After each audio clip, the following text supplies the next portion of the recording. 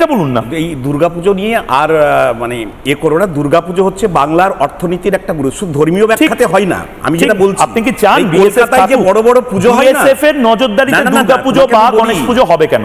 এই কলকাতায় যে বড় বড় পুজো হয়, মুর্শিদাবাদ, কলকাতা নিয়ে বলছি না তো, আমি মুর্শিদাবাদ নিয়ে বলছি। আরে কলকাতা মুর্শিদাবাদকে বাদ দিয়ে নয়, সেইটা আমি বলার চেষ্টা করছি। কারণ এই কলকাতার বড় বড় দুর্গাপূজার বিভিন্ন উপকরণ, সে তুমি বাঁশ বলো, তুমি খড় বলো, ওই মুর্শিদাবাদের গফুর মিয়ার বাড়ি থেকে আসে। অবশ্যই বাংলা, এই বাংলা, আমার মাটি আমার মা রোহিঙ্গাদের হবে না জায়গায়, সেখানে আমাদের চারপাশে বাংলাদেশি অনুপ্রবেশকারীরা, বাংলাদেশিরা তারা ঘুরে বেড়াচ্ছে। আমাকে এবং আপনাকে যদি ইন্টারোগেট করা হয়, আমরা তো কাগজ দেখাতে পারবো। আরে শোনো ময়ূক, ওরা তো কাগজ দেখাবে না। আমি যে গ্রামের ছেলে, সেই গ্রামে 50 থেকে 60 ঘর হিন্দু থাকে। এটাই তো আমাদের কালচার, সেটাই তো হবে। পুজো হয়, কিন্তু বিএসএফ কেন থাকবে? সেখানকার মানুষ কেন চিৎকার করে বলবে না যে কেন বিএসএফ ক্যাম্প থাকবে? উত্তরপ্রদেশ, কারণটা হোলিতে হোলি হয়ে গেল, মসজিদগুলো ঢেকে দিতে হলো কেন ভাই?